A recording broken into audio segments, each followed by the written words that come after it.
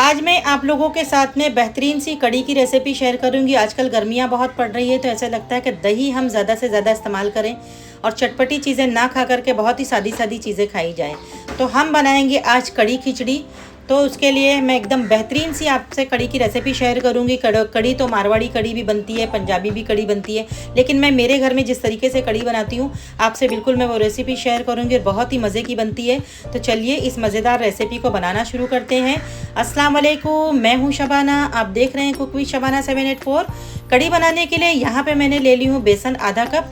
बेसन को मैंने अच्छे से छान ली थी। इसमें डालूंगी आधा टीस्पून हल्दी का पाउडर, साथ में डालूंगी आधा टीस्पून लाल मिर्च का पाउडर और आधा टीस्पून मैं इसमें लूँगी धनिया पाउडर और ज़रूरत के हिसाब से नमक, यानी कि मैंने नमक जो है वो 1 टीस्पून ली हूँ। और सारी चीज़ों को बेसन के साथ में अच्छे से हम पहले मिक्स कर लेंगे। अब इसमें 1 कप दही लूँगी। दही मेरा थोड़ा सा खट्टा है तो मैं 1 कप ले रही हूँ। अगर आपका फ्रेश हो तो आप 2 कप लीजिए, लेकिन दही को भी आप पहले फेंट लीजिए, यानी कि लम्प्स भी दही होना चाहिए आपका। दही और बेसन को हमें एक मर्तबा दोबारा से फिर अच्छे तरीके से मिक्स करना है कि बेसन की कोई गांठें ना रहे और दही भी हमारा बिल्कुल क्रीमी सा हो जाए। तो इसलिए आप पहले ही दही को अच्छे से फेंट लीजिए। ये लीजिए, बेसन और दही हमारा अच्छे तरीके से फेंट चुका है। अब इसमें हम पानी शामिल करेंगे, तो मैं आपको क्वांटिटी बता देती हूँ। अगर आप बेसन का हिसाब पकड़ेंगी तो बेसन हमने आधा कप लिया था, तो हम इसके अंदर पानी शामिल करेंगे 10 कप, यानी बेसन का 10 गुना ज़्यादा। और अगर आप दही का हिसाब पकड़ेंगी तो 1 कप मैंने दही ली हूँ, तो इसमें मैं 5 कप पानी का इस्तेमाल करूँगी। अभी मैंने 8 ही कप इस्तेमाल करी हूँ। एक मर्तबा पहले मैं अच्छे से मिक्स कर लूँगी घोल को, कि अंदर कोई गुठली ना रह गई हो, कोई गांठें ना हो। वो देखने के बाद में इसमें मैं 2 कप और पानी का डाल दूँगी, यानी मैं आधे कप के हिसाब से ये मेजर कर रही हूँ। तो 10 कप मैंने जो है पानी का डाल दी हूँ। अब ये घोल हमारा तैयार हो चुका है, तो इसे हम साइड में रखेंगे ताकि इसके अंदर बेसन अच्छे से फूल जाए और जब हम कड़ी बनाएं तो हमें आसानी हो इसे बनाने में। ठीक है, ये एक स्टेप कंप्लीट हो गया है। अब इसे हम रख देंगे साइड में। अब चूल्हे पे रख दी है हमने कढ़ाई और इसमें डालेंगे 2 टेबलस्पून भर के तेल। तेल को गरम होने देंगे। जब तेल अच्छे से गरम हो जाएगा तो इसमें हम डाल देंगे हींग आधा टीस्पून, साथ में हम डालेंगे इसमें ज़ीरा 1 टीस्पून और राई डालेंगे हम 1 टीस्पून और इसे अच्छे से क्रैकल होने देंगे। हींग जो है वो हमारे हाजमे को ठीक करती है। हम इसमें बेसन का इस्तेमाल कर रहे हैं तो हमें बदहज़मी नहीं होगी, तो हींग आप कड़ी में ज़रूर डालिए। ये लीजिए, अच्छे से ये चटक चुका है ज़ीरा और राई। तो अब इसमें हम 4 से 5 हरी मिर्चों को बीच से कट करके डाल देंगे। मिर्चों को भी हमें फ्राई करना है। अब इसमें कड़ी पत्ते डालेंगे। कड़ी पत्ते अब ज़्यादा डालिए, कड़ी पत्ते का फ्लेवर कड़ी में बहुत बेहतरीन लगता है। इन सब चीज़ों को हम अच्छे से भून लेंगे। अब इसमें लास्ट में हमें डालना है मेथी दाना, तो ½ टीस्पून हमने मेथी दाने का इस्तेमाल किया है। और हम लास्ट में इसलिए डालेंगे कि अगर हम पहले डाल देते तो कड़ी में थोड़ा सा कड़वापन आ जाता। 1 टीस्पून हमने अदरक लहसुन का पेस्ट ले लिया था, वो डाल दिए। अगर आपके पास अदरक लहसुन का पेस्ट ना हो तो आप अदरक लहसुन को क्रश करके भी डाल सकती हैं, या फिर आधा टीस्पून आप अदरक का पेस्ट लीजिए और आधा टीस्पून आप लहसुन का पेस्ट लीजिए और इसे भूनना है कि इसका कच्चापन निकल जाए। फिर इसके बाद में हमने जो घोल तैयार करके रखा था बेसन और पानी का और दही का, उसे एक बार से मिक्स कर लेंगे, क्योंकि दही में बेसन जो है वो नीचे बैठ जाता है, तो इसके लिए हमें मिक्स करना ज़रूरी है। अब हम क्या करेंगे, तड़का जो हमने तैयार किया था उसमें अब हमें ये घोल को डाल देना है और फ्लेम को हमें हाई रखना है और इसे हमें कंटिन्यू चलाते रहना है जब तक कि इसमें एक बॉईल ना आ जाए। अगर हम इसे छोड़ देंगे तो इसमें गांठें पड़ने लगेंगी और बेसन की गांठ पड़ जाएगी, जो फिर हटाना बड़ा मुश्किल होगा और कड़ी भी हमारी ख़राब हो जाएगी। तो देखिए, पकते हुए इसे तकरीबन 5 से 7 मिनट हो चुके हैं। अच्छे से गर्म हो गई है। अब इसमें बबल्स आने वाले, यानी कि ये उबलने के पॉइंट पे आ चुकी है और बेसन भी थोड़ा सा हमारा गाढ़ा होने लगा है। ये देखिए, हल्के हल्के से अब इसमें जोश आने लगे हैं, तो हमें अभी चलाना है। जब इसमें अच्छा सा एक बॉईल आने लगेगा तब आप बेशक इसे छोड़ दीजिए, तब इसमें गांठें नहीं पड़ेंगी।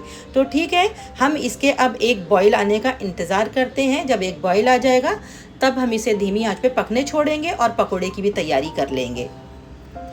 लीजिए, माशाल्लाह बहुत अच्छे से बॉईल आ रहा है। अब हम इसे कवर कर देंगे। थोड़ी सी जगह हमें खाली रखनी है ताकि इसमें से कड़ी उबल के बाहर ना गिरे। अब इसे हम लो फ्लेम पे पकने देंगे। अब पकोड़े की तैयारी करते हैं। तो पकोड़ा बनाने के लिए यहाँ पे मैंने 1 कप बेसन ले ली हूँ और बेसन को मैंने बिल्कुल भी नहीं छानी हूँ।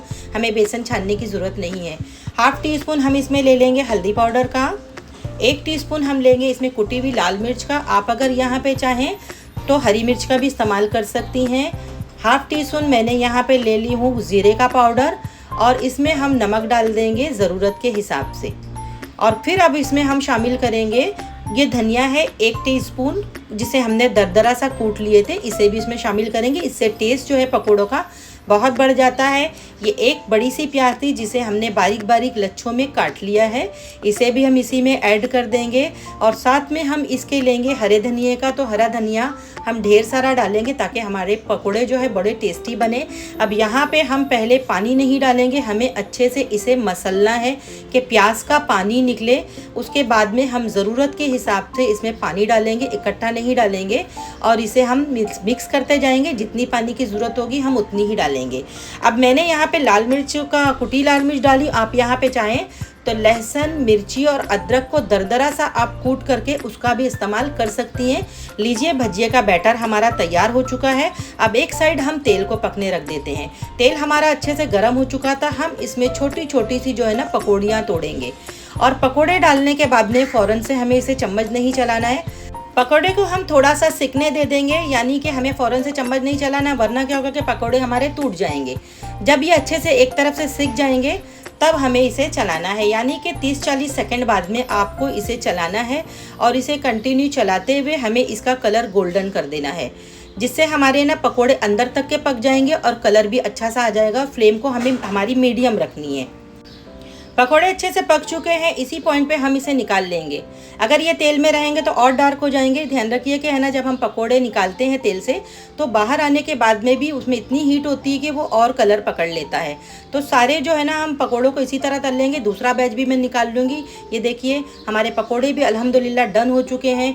कड़ी अच्छे से बॉयल हो रही है, इसे पकते हुए तकरीबन 20 मिनट हो चुकी है। ध्यान रहे कि बेसन को हमें पकाना बहुत ज़रूरी है। बॉयल आने के बाद में कम से कम 15 से 20 मिनट हमें इसे पकाना है। इसकी कंसिस्टेंसी बिल्कुल सही है। इस पॉइंट पे हमें भजिया को डाल देना है, यानी कि पकोड़ों को डाल देना है। पकोड़े को हमें कड़ी के अंदर तकरीबन है ना 5 से 7 मिनट और पकाना है, और इसे हम कवर करके पकाएंगे ताकि जो कड़ी है ना, पकोड़े जो है ना कड़ी को अंदर तक के अब्जॉर्ब कर ले।